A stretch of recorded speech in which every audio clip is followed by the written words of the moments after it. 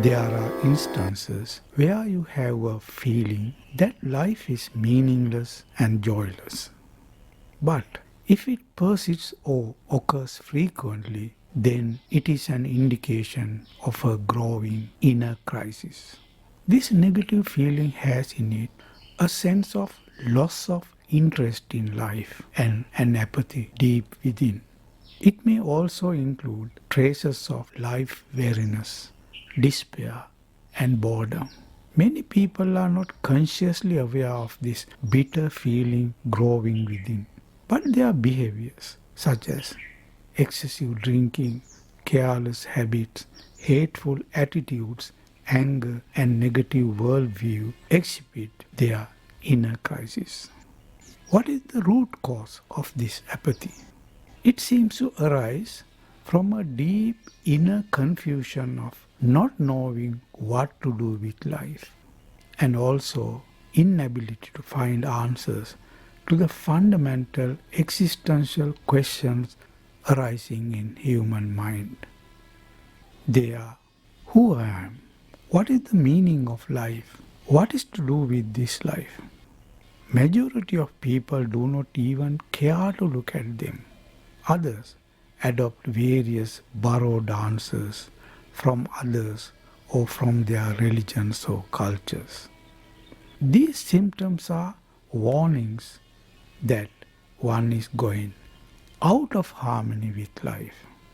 If I find such feelings in me, time has come for me to rediscover the meaning of life. How can I rediscover the meaning of life? The only way is to understand myself. Only self-understanding can put me to the right path in life. To understand myself, I have to turn my attention inward and observe the structure of the mind, how the mind is working, the nature of thoughts, nature of desires, fears, conflict, sorrows arising in me. When I turn my attention inward, all what I see is the endless streams of thoughts flowing within. I have to observe what is going on in my mind. The fleeting thoughts, reminiscence of past worries, hurts, unfinished businesses, and unfulfilled desires, fears, and so on. I call these my thoughts, my problems, my desires, and so on, which means I am the nucleus of mind that holds all the thoughts together. I am the observer, doer, experiencer, and thinker. I am the creator of myself. I am made of my layers of thoughts arising in me. I identify myself with my mind. I observe that I identify myself with my mind. To me, I am the mind, and I grasp it dearly. At the same time, I see that this mind is full of flaws. It is this faulty mind that I base my life on. For instance, mind's very nature is creating conflict. It creates conflict in every corner of life. Belief creates disbelief, love creates hatred, desire creates fear, and attachment creates repulsion. I am caught in the conflict my mind is creating.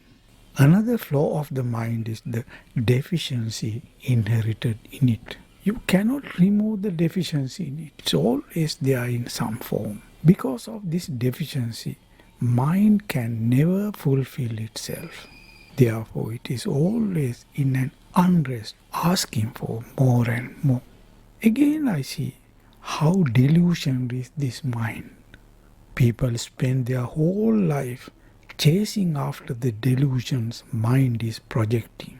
Every time I identify a flaw of my mind, a dark corner of ignorance vanishes in me. After all, wisdom comes through self-understanding. The more you understand yourself, the wiser you become. So I am asking why I am identifying myself with such an illusionary mind. So I realize the disturbance within me, the apathy within me arises from this faulty mind. This flash of insight opens in me a whole new dimension of wisdom. Here we are inquiring into the root cause of the apathy, the inner crisis we described earlier. The root cause of this apathy is the weariness of living with this mind.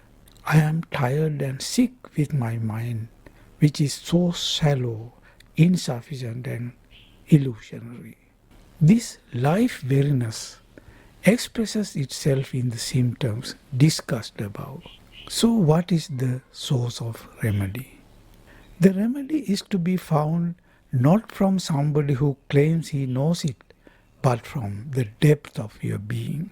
The remedy is in discovering the source of life, which is the pure consciousness. So, the present mind, which I identify myself, is a secondary, later development. The remedy is not within the present mind. It is in discovering the pure consciousness within you. The present mind is a later development compared to pure consciousness. It has developed out of the impressions and influences of the world.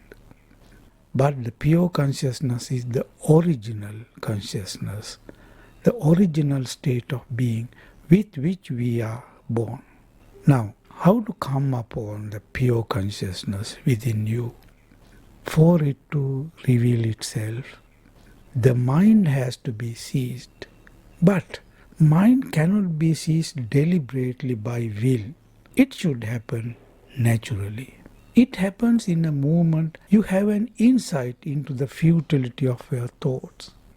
When thoughts understand their futility meaningless, they willingly ceases. When the mind ceases itself, you awake to the pure consciousness, the life source, which is above thoughts, emotions, and sorrows.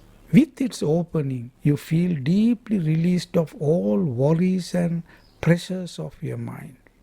In that freedom, you regain the lost harmony with life and nature. A new energy emerges out of that source.